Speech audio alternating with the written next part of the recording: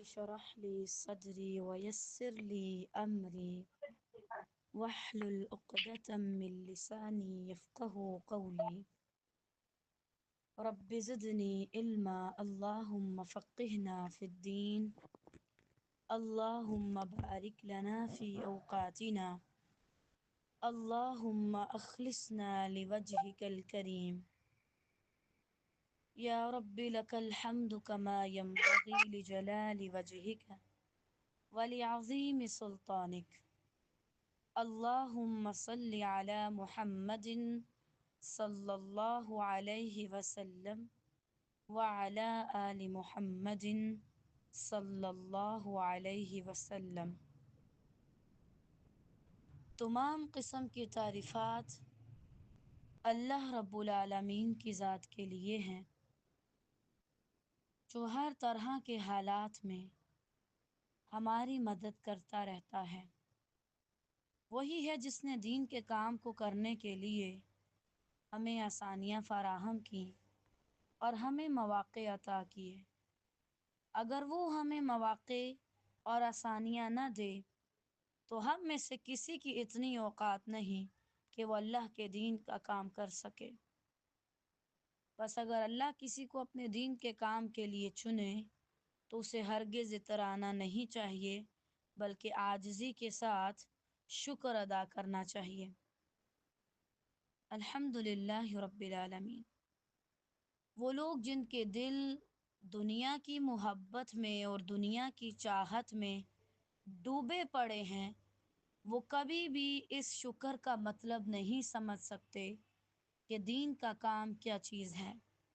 دین کے کام کی قدر وہی لوگ جان سکتے ہیں جو دنیا کی حقیقت سے اور اس کے فانی پن سے آگاہ ہو جاتے ہیں۔ الحمدللہ رب العالمین۔ اللہ کا شکر ہے کہ جو زمین کے ہر حصے میں کہیں نہ کہیں ہمارے لیے کوئی نہ کوئی ایسی جگہ بنا دیتا ہے کہ ہم اس کے دین کا کام کر سکیں۔ الحمدللہ رب العالمین۔ اللہ تعالیٰ سے دعا ہے کہ وہ ہمیں اس کا حق ادا کرنے کی توفیق عطا کرے۔ ہم پڑھ رہے تھے رمضان کی تیاری رمضان سے پہلے، اور یقیناً جب بھی ہم کسی چیز کے بارے میں سوچتے ہیں تو ہم انسانوں کی کیا مرضی ہوتی ہے کہ ہمیں صرف کوئی جذباتی باتیں بتائی جائیں جس سے ہمارے اندر انرجی آئے اور ہم کام کرنا شروع کر دیں۔ ہمیشہ یاد رکھیے گا پیاری طالبات، اللہ تعالیٰ آپ سب پہ رحم کرے۔ کسی بھی کام کو کرنے کے لیے صرف جذبات یا جذبہ ضروری نہیں ہوتا، علم بھی ضروری ہوتا ہے۔ اگر علم کے بغیر آپ کوئی بھی جذبہ اپنا ظاہر کریں گے تو مشکل ہوگی اور آپ سے کام خراب ہوگا۔ اس وجہ سے آپ کو کیا کرنا ہے؟ کسی بھی چیز کے بارے میں جاننے سے پہلے، عمل کرنے سے پہلے علم حاصل کرنا ہے، کیونکہ علم جو ہے وہ کسی بھی چیز کو خوبصورت بناتا ہے۔ انسان کی فطرت ہے کہ وہ علم سے بھاگتا ہے، کیونکہ علم اس کا وقت مانگتا ہے، علم اس کی محنت چاہتا ہے، علم چاہتا ہے کہ وہ اپنا دماغ استعمال کرے، اور علم ایک چیز کے ساتھ ساتھ کئی پہلوؤں پر بات کرتا ہے، اور یہ چیز انسان کو مشکل لگتی ہے۔ تو بہرحال اسی لیے ہم نے جب اس کورس کے بارے میں جاننا سٹارٹ کیا تھا تو ہم نے کچھ مین ایسی باتوں کے حوالے سے بھی بات کی کہ جو جاننا اہم تھی۔ آج ہم دیکھیں گے صیام التطوعی، نفلی روزوں کے بارے میں۔ جب کوئی چیز آپ پر فرض کر دی جائے تو آپ کے لیے یہ بات ضروری ہو جاتی ہے کہ آپ نوافل کے بارے میں بھی دھیان دیں۔ کہیں ایسا نہ ہو کہ کوئی فرض کے برابر نوافل کو لے آئے یا فرض اور نوافل کو مکس کر دے یا ان میں فرق نہ کر سکے۔ تو آج انشاءاللہ ہم نفلی روزوں کے بارے میں دیکھیں گے۔ اس کے بارے میں بھی جاننا ضروری ہے کیونکہ آپ پر رمضان کے روزے تو فرض ہوتے ہیں، لیکن جو نفلی روزے ہیں ان کے بارے میں بھی آپ کو علم ہونا چاہیے، کیونکہ وہ بھی کئی ایسے ہیں جن کی طرف آپ کی رہنمائی کی گئی ہے۔ نفلی روزے کی فضیلت کیا ہے؟ حضرت ابو سعید رضی اللہ تعالی عنہ کہتے ہیں، میں نے رسول اللہ صلی اللہ علیہ وسلم کو فرماتے ہوئے سنا، جس نے اللہ کی راہ میں ایک دن کا روزہ رکھا، اللہ تعالیٰ اسے 70 سال کی مسافت کے برابر جہنم کی آگ سے دور کر دیں گے۔ یعنی وہ روزہ جو آپ پہ فرض نہیں تھا لیکن آپ نے رکھا، تو اللہ سبحانہ و تعالی کیا کریں گے؟ آپ سے جہنم کو دور کر دیں گے۔ تو ہمارا مین مقصد کیا ہے؟ اللہ کی رضا پا کر جہنم سے چھٹکارا حاصل کرنا۔ صرف یہ نہیں کہ اللہ کو راضی کرنے والے کام کرنا، اللہ کو راضی کرنے والے کام بھی کرو، پھر استقامت اختیار کرو، اور پھر اس لیول پہ جاؤ کہ وہ تم سے راضی ہو کر تمہیں جہنم سے آزادی دے دے۔ تو اگر کوئی شخص نفلی روزہ رکھتا ہے تو اللہ رب العالمین اس کو جہنم سے دور کر دیتے ہیں۔ ہر سال کے شوال کے 6 روزے رکھنے کا ثواب عمر بھر کے روزے رکھنے کے برابر ہے۔ چونکہ شوال کے 6 روزے اور مہینے کے رمضان کے 30 روزے، تو 10 ملٹیپلائی 36 360 بنتا ہے۔ چونکہ ہم قمری حساب سے دیکھتے ہیں تو قمری لحاظ سے جو مہینہ ہوتا ہے وہ 30 ڈیز کا ہوتا ہے، 31 کا نہیں ہوتا، تو تقریباً 360 ڈیز آ جاتے ہیں۔ تو اللہ کے ہاں ایک کا ثواب 10 کے برابر بھی ملتا ہے۔ اب یہ ثواب اس کو ملے گا جو اچھی نیت کے ساتھ کام کرے۔ چونکہ رمضان کے فوراً بعد شوال آتا ہے، تو شوال میں آپ لازماً روزے رکھیں تاکہ آپ کو پورے سال کے روزوں کا ثواب مل سکے۔ دیکھیں یہ بھی آفرز لگتی ہیں اللہ سبحانہ و تعالیٰ کی طرف سے، تو جو آفرز وغیرہ لگتی ہیں ان سے آپ کو بھرپور فائدہ اٹھانا چاہیے۔ اس بار اپنا ٹارگٹ رکھیں کہ پہلے آپ اپنے فرض روزے پورے کریں گے، پھر شوال کے روزے رکھیں گے، تاکہ آپ پورے اجر کو سمیٹ سکیں انشاءاللہ۔ اور یہ بھی آپ کی تیاری پہلے سے ہونی چاہیے کہ مجھے کب کب یہ روزے ادا کرنے ہیں۔ حضرت ابو ایوب انصاری رضی اللہ تعالیٰ عنہ سے روایت ہے کہ رسول اللہ صلی اللہ علیہ وسلم نے فرمایا، جو شخص رمضان کے روزے رکھ کر ہر سال شوال میں بھی 6 روزے رکھے، اسے عمر بھر کے روزوں کا ثواب ملتا ہے۔ اب یہ اللہ کی طرف سے کتنی بڑی رحمت ہے، اور مجھے لگتا ہے کہ شاید میرے علم کے مطابق یہ آفر اللہ سبحانہ و تعالیٰ نے صرف امت محمدیہ صلی اللہ علیہ وسلم کو دی ہے۔ کون سی؟ وہ کام کم کرتے ہیں اجر زیادہ پاتے ہیں، 5 نمازیں اجر 50، 36 روزے 30 رمضان کے 6 شوال کے پورے سال کا ثواب۔ تو اگر پھر بھی امت مسلمہ امت محمدیہ صلی اللہ علیہ وسلم پیچھے رہ جائے تو یہ اس کے لیے بڑے افسوس کی بات ہے کہ وہ پیچھے رہ گئی۔ تو آپ کوشش کریں اس چیز میں آگے جا سکیں، مزید آگے بڑھیں۔ باقاعدگی سے ایام بیز یعنی چاند کی 13، 14، 15 تاریخ کے روزے رکھنے سے عمر بھر کے روزوں کا ثواب ملتا ہے۔ یہاں بھی کیا 3 ملٹیپلائی 10، تو ایک مہینے میں 30 دن، 3 10 کے برابر ہے، تو ہر مہینے کے پورے ہوتے گئے نا۔ تو یہ مختلف آفرز ہیں، آپ کو چاہیے کہ آپ ان کو اپنے اوپر اپلائی کریں اور ان میں عمل کریں۔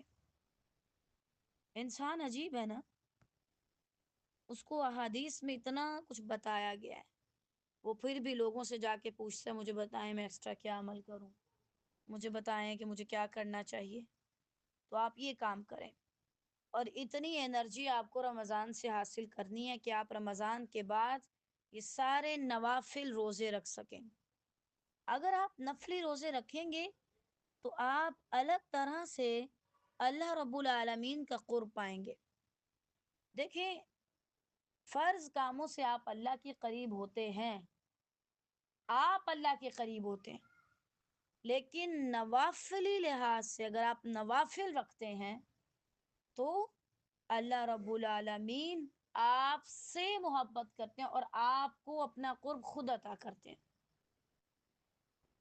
یعنی نوافل جو اللہ نے فرض کیا، اگر تم فرض پر عمل کرو گے تم اللہ کے قریب ہوگے، تمہارے اندر اللہ کی محبت آئے گی، اور اگر تم نوافل کرو گے تو اللہ تم سے محبت کرے گا، وہ تمہیں اپنا قرب دے گا، وہ تمہیں اپنے قریبی بندوں میں شامل کرے گا۔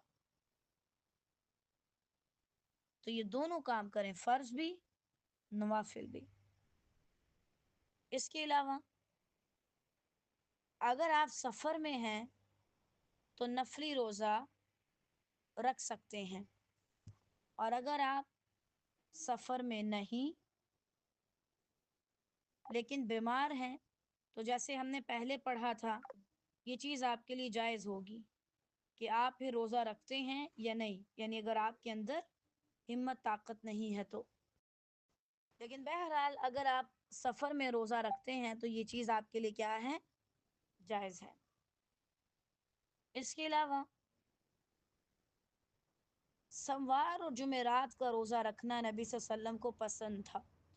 اب آپ میں سے کوئی بھی شخص جیسے چاہے اس کو سٹارٹ کر سکتا ہے۔ مثلا آپ چاہتے ہیں کہ آپ ایام 20 کا روزہ رکھیں، آپ وہ رکھ لیں۔ آپ چاہتے ہیں کہ آپ سوموار جمعرات کا رکھیں تو آپ وہ رکھ لیں۔ آپ چاہتے ہیں کہ آپ صرف شوال کے رکھیں تو آپ وہ رکھ لیں، اجر آپ کو ملتا جائے گا۔ سوموار اور جمعرات کا روزہ رکھنا نبی صلی اللہ علیہ وسلم کو بہت پسند تھا، کیونکہ اس دن اللہ تعالیٰ کے ہاں ہم سب کے اعمال پیش کیے جاتے ہیں، تو آپ کوشش کریں کہ اس دن روزہ رکھیں۔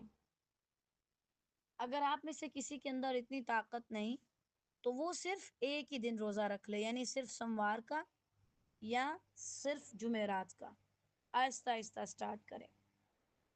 اس کے علاوہ کچھ اور بھی نفلی روزے ہیں جو آپ کو پتہ ہونے چاہیے اور ان کا اجر اور خاص طور سے وہ آپ رکھیں۔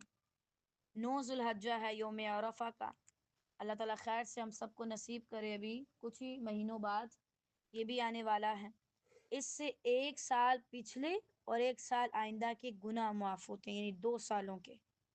اس کے علاوہ یوم عاشورہ 9-10 محرم یا 10-11 محرم کا، تو اس سے 1 سال کے صغیرہ گناہ معاف ہوتے ہیں۔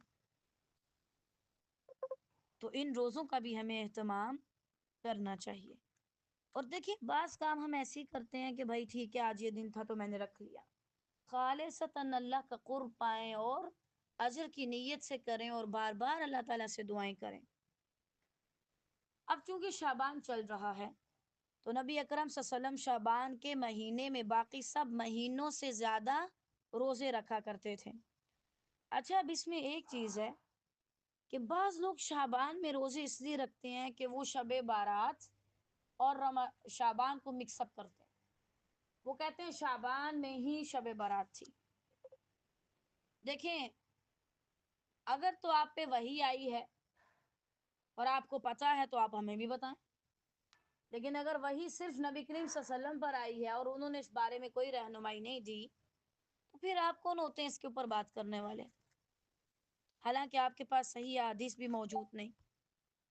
اسی لیے میں نے سٹارٹنگ میں آپ کو کہا تھا کہ ہمیں اوورآل پتہ ہونا چاہیے نوافل اور فرائض کے بارے میں، کیونکہ اگر نوافل کا آپ کو صحیح علم نہیں ہوگا تو آپ غلط طرف جائیں گے۔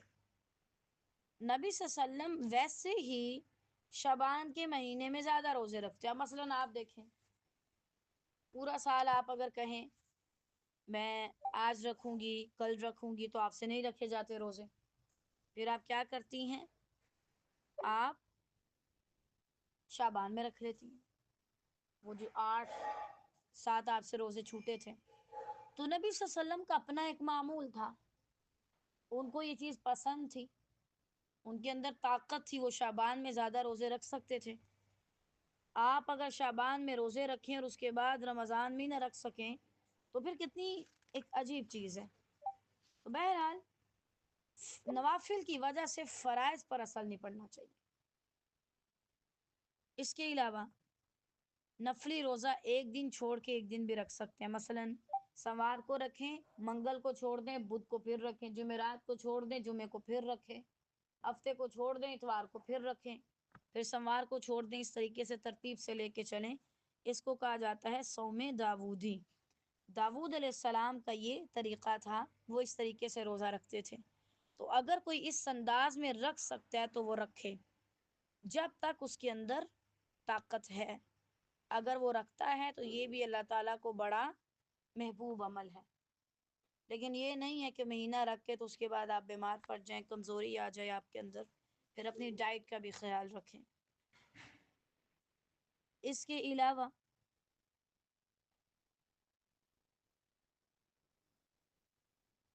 نفلی روزے کی نیت میں، تو بہرحال نفلی روزے کی نیت میں زوال سے پہلے کسی بھی وقت کی جا سکتی ہے، شرط یہ کچھ کھایا پیا نہ ہو۔ جیسے آپ نے فرض روزے کے بارے میں پڑھا تھا، اس کے لیے سحری کرنا مست ہے، اور سحری کے وقت میں سحری کرنا، اور اس کے لیے رات کو نیت آپ کی ہو۔ ایسا نہ ہو رات کو آپ بولیں میں دیکھوں گی کل روزہ رکھتی ہوں کہ نہیں رکھتی، ٹھیک ہے نا۔ لیکن نفلی روزے میں ایسا نہیں۔ مثلاً اگر آپ 10-11 بجے تک اٹھیں، آپ نے کچھ نہیں کھایا پیا اور آپ کو کچھ مل بھی نہیں رہا، آپ روزہ رکھ سکتے ہیں۔